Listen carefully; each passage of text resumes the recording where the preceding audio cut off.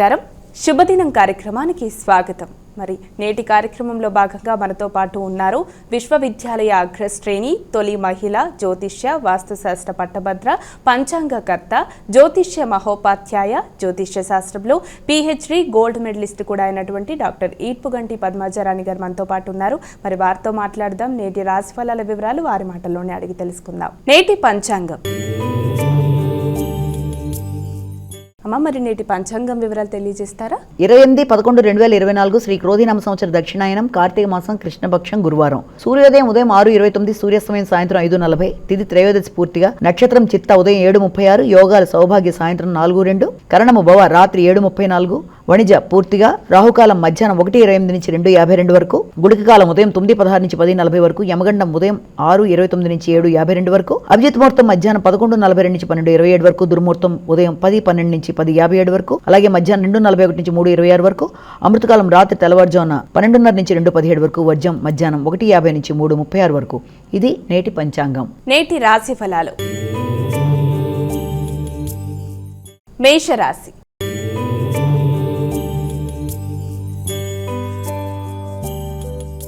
ఇక మొదటి రాశి అయినటువంటి మేషరాశి వారికి నేటి రాశి ఫలాలు ఏ విధంగా ఉన్నాయి? వీరు ఎటువంటి జాగ్రత్తలు తీసుకోవాలి?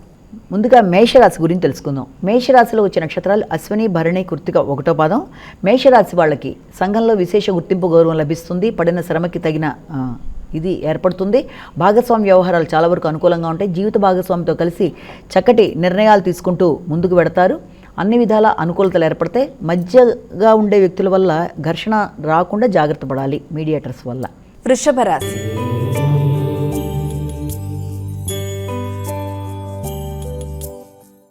ఇక వృషభ రాశి వారికి నేటి రాశి ఫలాలు ఎలా ఉన్నాయి? వృషభ రాశిలోకి వచ్చే నక్షత్రాలు తీసుకుందాం. వృషభ రాశిలోకి వచ్చే నక్షత్రాల్లో ప్రధానంగా రోహిణి, కృత్తిక, రోహిణి, మృగశిర. ఈ యొక్క వృషభ రాశి వాళ్ళకి ఈ రోజున ఆకస్మికమైన ఖర్చులు అధికంగా ఉంటాయి. అలాగే దాంతోపాటుగా ఖర్చులు అధికంగా ఉన్నప్పటికీ కూడా అవి మీకు ఆనందం కలిగించే విధంగానే ఉండడం, అంటే అవసరమైన వాటికే ఖర్చులు అనేవి అనవసరమైన ఖర్చులు కాకుండా ఉండడం. ముఖ్యంగా తోబుట్టులకు సంబంధించి కానీ మిత్రులకు సంబంధించి కానీ ఆర్థిక విషయాల్లో వారికి మీరు సహకరించడానికో లేకపోతే వారి యొక్క రుణములు చెల్లించడానికి మీరు వారికి సహకరించడమో మొదలైన వాటికి ఆస్కారం ఉన్న రోజుగా ఒకటి భావించవచ్చు. అలాగే న్యాయ సంబంధమైన విషయాల కొరకు కూడా ఖర్చులు అధికంగా ఉండే అవకాశం ఉన్నప్పటికీ అవన్నీ కూడా మీరు ప్రణాళికాపరంగా ముందుకు వెళ్ళే అవకాశం ఉంది. మిథున రాశి.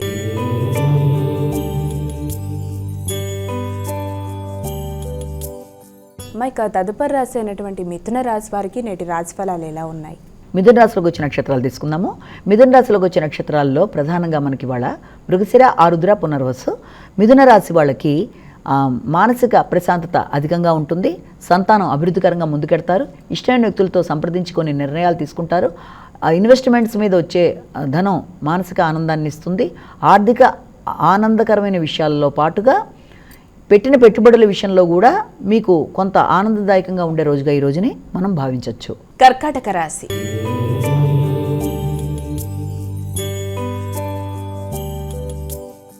ఇక కర్కాటక రాశి వారికి నేటి రాశి ఫలాలు ఎలా ఉన్నాయి? కర్కాటక రాశిలోకి వచ్చే నక్షత్రాలు తీసుకుందాం. కర్కాటక రాశిలోకి వచ్చే నక్షత్రాలుగా పునర్వసు, పుష్యమి, ఆశ్లేష. కర్కాటక రాశి వాళ్ళకి వృత్తికి సంబంధించిన విషయాలలో కీలక నిర్ణయాలు తీసుకుంటారు. నూతన బాధ్యతలు అనేవి ఏర్పడతాయి. వృత్తిని ఇంకే విధంగా డెవలప్ చేసే మనం మంచి పేరు సంపాదించాలన్న కోణంలో మీరు ఆలోచించడం, నూతన బాధ్యతలతో పాటుగా నూతన విధానాలని ఉపయోగిస్తూ ముందుకెళ్ళడం, నూతన ప్రదేశాలలో వృత్తి కొరకు చేసే ప్రయత్నాల్లో ఆకస్మికమైన ఆహ్వానాలు అందుకోవడం, దాని గురించి తర్జన భర్జన పడుతూ కొన్ని కీలక నిర్ణయాలు తీసుకుంటూ ముందుకెళ్ళడానికి ఆస్కారం ఉంది. సింహరాశి.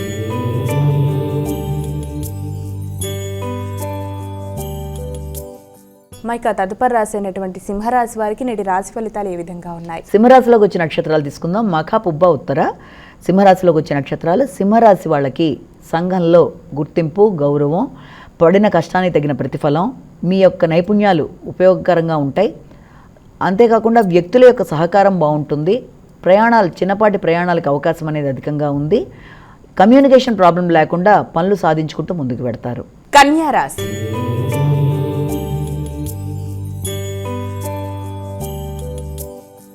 ఇక తదుపరి రాశి అయినటువంటి కన్యా రాశి వారికి నేటి రాశి ఫలాలు ఎలా ఉన్నాయి? కన్యా రాశిలోకి వచ్చే నక్షత్రాలు తీసుకున్నట్లయితే చిత్త, ఉత్తర, హస్త, చిత్త.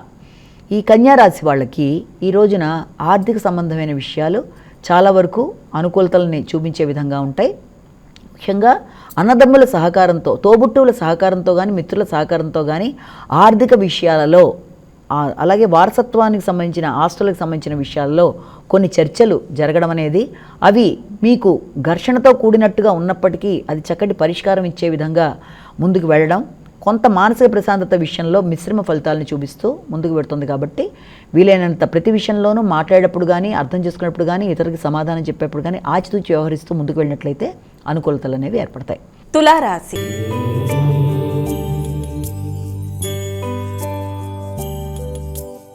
అమ్మాయిక తదుపరి రాశి అయినటువంటి తులారాశి వారికి నేటి రాశి ఫలితాలు ఎలా ఉన్నాయి? తులారాశిలోకి వచ్చే నక్షత్రాలు తీసుకుందాము. తులారాశిలోకి వచ్చే నక్షత్రాలు ప్రధానంగా హస్త, చిత్త, స్వాతి.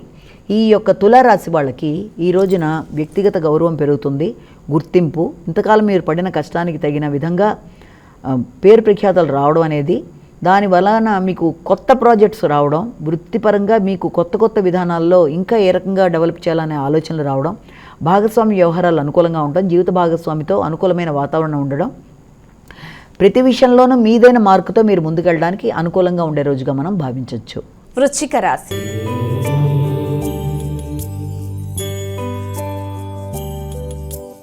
అమ్మాయిక తదుపరి రాశి అయినటువంటి వృశ్చిక రాశి వారికి ఈరోజు రాశి ఫలాలు ఎలా ఉన్నాయి? వృశ్చిక రాశిలోకి వచ్చే నక్షత్రాలు తీసుకున్నట్లయితే అతి ప్రధానంగా విశాఖ, అనురాధ, జ్యేష్ఠ.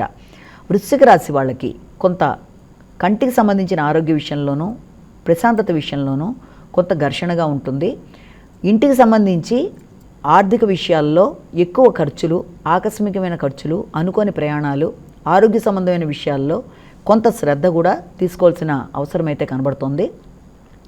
తండ్రికి సంబంధించి మాట్లాడేటప్పుడు కానీ, లేకపోతే ఆధ్యాత్మిక ప్రయాణాల విషయంలో కానీ ఈ రోజున ఖర్చుల పరంగా కొంత ప్రణాళికలు చూసుకుంటూ ముందుకు వెళ్ళినట్లయితే ఆకస్మిక ఖర్చులు అనవసరంగా మిమ్మల్ని ఇబ్బంది పెట్టకుండా ముందుకు జరుగుతాయని గుర్తుంచుకోవాలి. ధనుస్సు రాశి.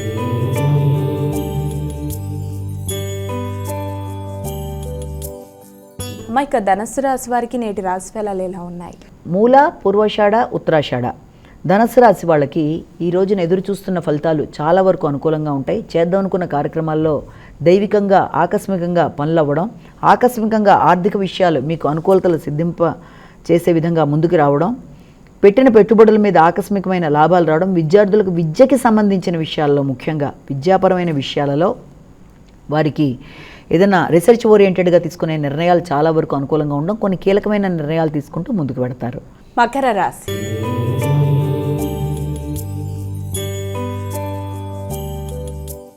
అమ్మాయిక తదుపరి రాశి అయినటువంటి మకర రాశి వారికి ఈరోజు ఎలా ఉంది? మకర రాశి ఉత్తరాషాఢ, శ్రవణం, ధనిష్ట. మకర రాశి వాళ్ళకి వృత్తికి సంబంధించిన విషయాలు బాగుంటాయి, భాగస్వామి వ్యవహారాలు అనుకూలంగా ఉంటాయి. ముఖ్యంగా జీవిత భాగస్వామికి సంబంధించి, వృత్తికి సంబంధించిన అభివృద్ధి, మీరు కూడా వ్యక్తిగతంగా ఏదైనా వృత్తిలో ఉన్నట్లయితే, అంటే ప్రొఫెషనల్గా డెవలప్మెంట్ కోసం మీరు చేసే కార్యక్రమాలు, మీ యొక్క వ్యాపార వ్యవహారాలని అభివృద్ధి చేసుకునే విధంగా మీరు తీసుకునే నిర్ణయాలు కొంతవరకు మిశ్రమ ఫలితాలు ఇస్తున్నప్పటికీ కూడా కష్టంతో సరి అయిన ఫలితం సాధించడానికి ఎక్కువ కృషి చేసే రోజుగా ఈ రోజును భావించవచ్చు. కుంభరాశి.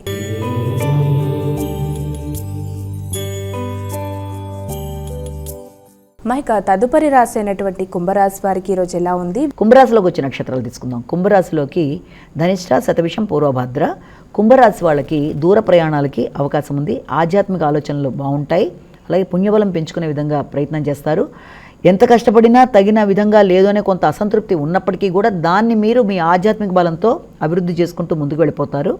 కాబట్టి ఆ విషయంలో ఎక్కువ శ్రమ లేకుండా ముందుకు పెడతారు. అలాగే పోటీ పరీక్షల్లో పాల్గొంటారు. పోటీల్లో విజయం సాధించడానికి చేసే ప్రయత్నాలు అనుకూలంగా ఉంటాయి. దూర ప్రదేశాల్లో మీ యొక్క వృత్తికి సంబంధించిన విషయాలలో ఆలోచనలు అధికం చేస్తారు. మీనరాశి.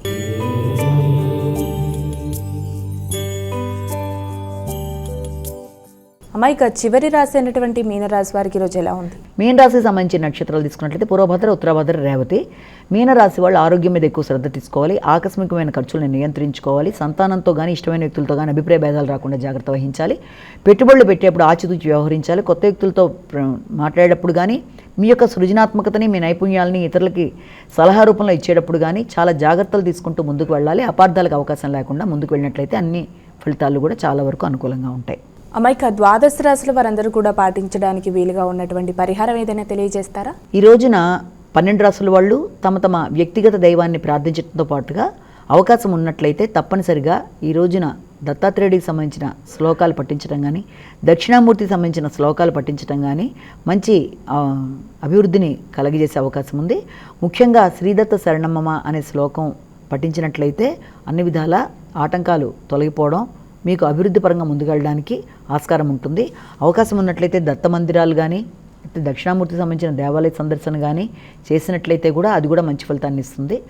కాబట్టి దక్షిణామూర్తి, దత్తాత్రేయుడికి సంబంధించిన శ్లోకాలు వినడం, చేసుకోగలిగితే చేసుకోవడం, అష్టోత్తరాలు లాంటివి వినడం, ఇవన్నీ చేయడం వల్ల అన్ని విధాల విద్యాపరంగా, ఆలోచన విధంగా విద్యార్థులకి అందరికీ కూడా అనుకూలంగా ఉంటుందని ఒకటి భావించాలి. ఇప్పుడు మనం చెప్పుకున్న రాశిఫలాలు కేవలం ఒక వ్యక్తిని ఉద్దేశించి చెప్పినవి కావు కనుక, అందరికీ కలిపి చెప్తున్నావు కనుక కామన్గా తమకే వర్తిస్తాయన్న భావనలో లేకుండా ఇది తమ తమ వ్యక్తిగత జాతకాలు, అంటే పుట్టినప్పుడు వేసిన జన్మకొండల ఆధారంగా నడుస్తున్న దశలు అంతర్దశలతో కలుపుకొని ఇవి చూసుకుంటూ ముందుకు వెళ్ళినట్లయితే చాలా వరకు అనుకూల ఫలితాలు అనేవి సిద్ధిస్తాయి చిన్న చిన్న పరిహారాలు చేసి. నేటి విశిష్టత. ఈ రోజున నేటి వైశిష్యంలో భాగంగా మనం మాట్లాడుకునేది ఏంటి అంటే చాలా చాలా చాలా విశిష్టత కలిగిన ఒకానొక దేవాలయం. అది ఎక్కడుంది అంటే మనకి తూర్పుగోదావరి జిల్లాలో రాజమండ్రికి 35 కిలోమీటర్ల దూరంలో ఉన్న మందపల్లి. ఈ మందపల్లి అనగానే చాలామందికి ఐడియా వస్తుంది, శనీశ్వరుడికి సంబంధించిన దేవాలయం ఇది. అంటే శనీశ్వరుడి చేత ప్రతిష్ఠేపించబడిన శివాలయం ఇది. అది ఇక్కడ మనం తెలుసుకోవాల్సింది. మందేశ్వరుడు అంటే సోమేశ్వరుడు మందేశ్వరుడుగా అక్కడ శనీశ్వరుడు ప్రతిక్షేపించాడు. ఈ ఆలయం చాలా విలక్షణమైన ఆలయం. సాధారణంగా ఎవరికన్నా శని దశలు, శని అంతర్దశలు నడుస్తున్నప్పుడు కానీ, దశలు అంతర్దశలతో పాటు అష్టమ శని, అర్ధాష్టమ శని, ఏళ్ళనాటి శనిలు నడుస్తున్నప్పుడు కానీ ఎవరైనా సరే శని వల్ల బాధలు ఎదుర్కొంటున్న వాళ్ళు చాలామంది తప్పనిసరిగా ఈ దేవాలయానికి వెళ్ళి దానికి సంబంధించిన పరిహారాలు శంకరుణ్ణి ప్రార్థించి అక్కడ గనక ఇవన్నీ చేసుకున్నట్లయితే చాలా వరకు దోష నివృత్తి అవుతుందన్న విధానంలో ఎక్కువ మంది వెళ్ళే దేవాలయంగా దీన్ని చెప్తూ ఉంటారు. అయితే ఈ దేవాలయం యొక్క విశిష్టత ఏంటంటే సాధారణంగా ఈ దేవాలయంలో చాలా గర్భాలయాలు ఉన్నాయి. అంటే కేవలం శనీశ్వరుడు ప్రతిక్షేపించిన ఈ మందేశ్వరుడనిపించే ఈ యొక్క సోమేశ్వరుడైన శంకరుడి దేవాలయం ఒకటైతే దానికి సంబంధించిన కథ కూడా ఏం చెప్తారు అంటే ఒకానొకప్పుడు ఈ యొక్క అశ్వద్ధుడు, పిప్పల అనే ఇద్దరు వాళ్ళ తండ్రిని అంటే దదీచి అనే అతను దగ్గర నుంచి, అతని యొక్క వెన్నెముక నుంచి ఒక వజ్రాయుధాన్ని తయారు చేసి ఇంద్రుడు ఒక రాక్షసుడిని సంహరించాడు. ఆ రాక్షసుడి యొక్క బిడ్డలుగా ఉండే యొక్క అశ్వద్ధుడును పిప్పల వీళ్ళిద్దరూ కూడా ఆ కోపంతో వాళ్ళు ఒకడు రావి చెట్టు రూపంలోనూ, ఒకడు మామూలుగా బ్రాహ్మణ రూపంలో ఉంటే అన్ని రకాలుగా అందరినీ ఇబ్బంది పెడుతున్న సందర్భంలో అక్కడ అందరూ శని భగవానుడిని ప్రార్థించి ఆ సమస్యను అధిగమించే విధానాన్ని చూపించమని చెప్పినప్పుడు శనీశ్వరుడు వాళ్ళిద్దరినీ ఇది చేయడం వల్ల ఆ యొక్క బ్రహ్మహత్యా పాతకాన్ని నుంచి బయటపడడానికి శంకరుణ్ణి ప్రతిక్షేపించి పూజ చేసినట్లయితే ఆ సమస్యను అధిగమించవచ్చు అన్న భావన రీత్యా ఈ యొక్క శంకరుణ్ణి అక్కడ ప్రతిక్షేపించడం, అలాగే ఆయన ప్రతిక్షేపించడమే కాకుండా అక్కడ ఆయన దగ్గర నుంచి ఒక వరం కూడా అడుగుతాడు. ఎవరి దగ్గర నుంచి? ఈ శంకరుడి దగ్గర నుంచి తీసుకున్న వరంలో మొదటి భాగం ఏంటి అంటే ఎవరైతే ఇక్కడికి వచ్చి శంకరుణ్ణి ప్రార్థిస్తారో, శంకరుడికి సంబంధించిన పూజలు చేస్తారో వాళ్ళకి శని దోషం అనేది అంటకుండా, ఒకవేళ ఏదైనా శని వల్ల ఇబ్బందులు పడుతున్నా వాటి యొక్క ఇబ్బందుల్ని చాలా వరకు తగ్గించే విధంగా చేస్తారు అన్న విధంగా అక్కడ ఒక వరం తీసుకుంటాడు. అలాగే అది చాలా విశేషంగా చాలామంది ఆ ఉద్దేశంతో అక్కడికి వెళుతూ ఉంటారు. అది విశేషమైన మందపల్లిలో శనీశ్వరుడి చేత ప్రతిక్షేపించబడిన మందేశ్వరుడు అంటే మందుడు అంటారు శనీశ్వరుడిని, మందేశ్వర లింగం అని దాన్ని అంటారు అనమాట. అంటే ఈ యొక్క శంకరుణ్ణే ఆ రకంగా చెప్తారు. అలాగే అక్కడ బ్రహ్మేశ్వర లింగం అనేది రెండోది కూడా ఉంది, నాగేశ్వర లింగం అని కూడా మరొకటి ఉంది. ఇదే కాకుండా సప్తమాతృకుల చేత ప్రతిక్షేపించబడిన అమ్మవారి దేవాలయం, అది మాత్రమే కాకుండా గౌతముడి చేత ప్రతిక్షేపించబడిన ఇక గోపాలుడి యొక్క దేవాలయం. కాబట్టి 5 రకాలైన దేవాలయాల సముదాయంగా దాన్ని మనం చెప్పుకుంటాం. ఇది గౌతమీ నదికి దగ్గరగా, అంటే ఇక్కడ బ్రహ్మేశ్వర దేవాలయం అనడానికి కూడా బ్రహ్మదేవుడు ఇక్కడ జపాలు, హోమాలు అవన్నీ చేసుకున్నప్పుడు ఆ యొక్క గుండం ఎంతకీ చల్లారకపోతే అగ్నిగుండాన్ని చల్లార్చడానికి ఈ గౌతమీ నదిని అటువైపు తిప్పడం వల్ల అక్కడంతా కూడా చల్లబడింది, అగ్నిదేవుడు శాంతించాడని ఒకటి చెప్తారు. అదే కర్కోటకుడు అనే ఒకానొక విషనాగు శంకరుడి కోసం చేసిన ఈ యొక్క తపస్సులు మొదలైన వాటి వల్ల అక్కడ శంకరుడు ప్రత్యక్షడం వల్ల నాగేశ్వర లింగం అనేది ప్రతిక్షేపించడం, ఆ నాగేశ్వర లింగాన్ని పూజ చేయడం వల్ల నాగదోషాలు, సర్పదోషాలు, అనవసరమైన భయాందోళనలు పోతాయన్న విధానంతో ఆ యొక్క దేవాలయాన్ని, అలాగే రుక్మిణి సమేత సత్యభామతో ఉండే ఈ యొక్క గోపాలుడికి అక్కడ వివాహాది కార్యక్రమాలు జరగడం అన్ని, అలాగే మందేశ్వరుడికి మనకి ఈ యొక్క ఫిబ్రవరి మార్చి నెలలో ఆ యొక్క శంకరుడికి వివాహ కార్యక్రమాలు చాలా చక్కగా అద్భుతంగా జరిగే ప్రదేశంగా ఈ మందపల్లిని చెప్తూ ఉంటారు. కాబట్టి మందపల్లి యొక్క వైశిష్యంలో ఎక్కడా లేని విధంగా ఇక్కడ ఏంటి అంటే శంకరుడికి సంబంధించి శనికి సంబంధించిన దోషాలన్నీ అధిగమించడానికి, శంకరుణ్ణి ప్రార్థించడానికి స్వయాన ఈ యొక్క శనీశ్వరుడే ఆ యొక్క దేవాలయంలో ఈ శంకరుణ్ణి ప్రతిక్షేపించినట్టుగా చెప్తారు కనుక అది ఎక్కడో కానీ ఉండేది కాదు కనుక చాలా విశేషమైన దేవాలయంగా మొట్టమొదట చెప్తారు. అక్కడ అన్ని కాలాల్లోనూ అంటే ముఖ్యంగా శనివారం, శని త్రయోదశులు, దాంతోపాటు కార్తీక మాసంలో కొన్ని ముఖ్యమైన సమయాల్లోనూ ఈ యొక్క అభిషేకాలు లాంటివి, శనుడికి సంబంధించిన దోష పరిహారాలకు సంబంధించినవి అన్నీ కూడా అక్కడ సిస్టమేటిక్గా చేస్తూ వస్తారు. కాబట్టి చాలామంది ప్రత్యేకంగా వెళ్ళి అక్కడ ఉండి అవన్నీ చేయించుకొని రావడం అనేది అది ఒక ఇదిగా పెట్టుకుని చేయడం అనేది ఎంతో కాలం నుంచి జరుగుతున్న విధానంలో చెప్తారు. అలాగే నాగదోషాలు ఉండేవాళ్ళు కూడా ఆ ప్రదేశానికి వెళ్ళడం, వారి వారి నమ్మకాలతో వెళ్ళే ప్రదేశాల్లో మందపల్లి చాలా అద్భుతమైన పుణ్యక్షేత్రంగా, ఎందుకంటే ఇది గౌతమి నది సమీపంలో ఉండడం ఒకటి, అలాగే ఇక్కడ ముఖ్యులైన వాళ్ళు ఒకటి శనీశ్వరుడు, బ్రహ్మదేవుడు, అలాగే కర్కోటకుడు, దాంతోపాటుగా ఈ గౌతముడు మొదలైన వారు సప్తమాతృకులు వీళ్ళందరూ కూడా స్వయంగా ప్రతిక్షేపించిన దేవాలయంలో దేవతలు కనుక అవే కాకుండా దాదాపుగా 104,000 పైన అక్కడ అశ్వద్ధుడు, పిప్పల ఇవన్నిటికి సంబంధించిన మొదలైనవన్నీ కూడా వాటికి సంబంధించిన విశేషాలతో కూడిన రహస్యంగా వాటికి సంబంధించిన విశేషాలతో అంటే వాటి ఇంపాక్ట్లు ఉన్న దేవాలయంగా, వాటి ప్రభావాలు చక్కగా ఉన్న దేవాలయంగా అందరూ కూడా దాన్ని ఎక్కువ కొలుస్తూ ఉంటారు. దీనికి వెళ్ళే మార్గంగా ఏంటి అంటే ముఖ్యంగా కార్తీక మాసంలో కూడా చాలామంది కొందరు డైరెక్ట్గా వెళ్ళి చేయించుకుంటారు, వెళ్ళలేని వాళ్ళు ఏదో రకంగా ఇది చేస్తారు. సాధారణంగా శని అంటేనే భయపడతారు, శని దశ వచ్చినప్పుడు ఎక్కువ భయపడుతూ ఉంటారు, వినంగానే కంగారు పడతారు. కాబట్టి అలాంటి సర్వదోషాలని నివృత్తి చేసే విధంగా అక్కడ ఈ విధమైన కార్యక్రమాలన్నీ జరుగుతాయి. కాబట్టి కొంతవరకైనా ఆ రకమైన ఇబ్బందులు, అశాంతులు తగ్గించుకోవడానికి కొందరెడితే మరికొందరు శని దశ నడిచినా నడవకపోయినా, అష్టమశనిలో, అర్ధాష్టమశనిలో, ఏలినాటి శనులు మొదలైనవి లేకపోయినా మున్ముందు రాబోయే దశల గురించి కూడా ఒకసారి వెళితే తప్పేంటన్న విధానంలో వెళ్ళేవాళ్ళు, క్యాజువల్గా వెళ్ళేవాళ్ళు మొదలైన వాళ్ళందరూ కూడా తప్పనిసరిగా దర్శించే స్థలంగా దీన్ని చెప్తారు. అంటే ఇది ఒక తూర్పుగోదావరి జిల్లాలో రాజమండ్రికి సమీపంలో కొన్ని పుణ్యక్షేత్రాల భాగంలో ఇదొక భాగం. అంటే అది దాటి కొంచెం ముందుకు పెడితే అయినవెల్లి, అది దాటి కొంచెం ముందుకు పెడితే మనకి ఈ యొక్క ముక్తేశ్వరం, ఈ తర్వాత ఈ కోటిపల్లి మొదలైనవన్నీ కూడా కొంచెం దూరంలోనే ఈ యొక్క పుణ్యక్షేత్రాలు. దానికి అంటే ముందు కొంత తీసుకుంటే రాయలి జగన్నాథ స్వామి టెంపుల్, ఇవన్నీ జగన్మోహిని రూపంలో ఉండే టెంపుల్ ఇవన్నీ ఉంటాయి. కాబట్టి ముఖ్యంగా ఈ దేవాలయాన్ని సందర్శించడానికి కారణం ఏంటి అంటే చాలా విశాలమైన ప్రాంగణంలో ఉంటుంది. అన్ని రకాల దోషాల నివృత్తి కోసం అని చెప్పి వెళ్దామని అనుకుని వెళ్ళేవాళ్ళు ఉంటారు.